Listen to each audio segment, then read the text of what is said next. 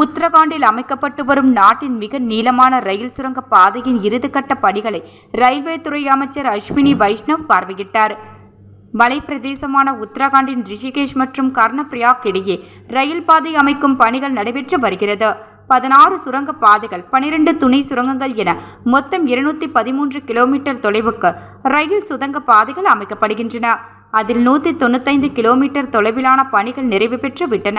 இந்நிலையில் இந்த திட்டத்தின் ஒரு பகுதியாக தேவ் பிராக்யா மற்றும் ஜனசு இடையே மலையை குடைந்து சுமார் 14.58 கிலோமீட்டர் தொலைவு ரயில் சுரங்கப்பாதை அமைக்கும் பணி இறுதி கட்டத்தை எட்டியுள்ளது.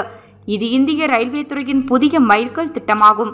ஜம்மு காஷ்மீர் மற்றும் ஹிமாச்சல பிரதேசத்தில் தற்போதுள்ள ரயில் மற்றும் சாலை சுரங்க பாதைகளை பின்னுக்கு தள்ளி நாட்டின் மிக நீளமான போக்குவரத்து சுரங்கப்பாதையாக இது மாறியுள்ளது.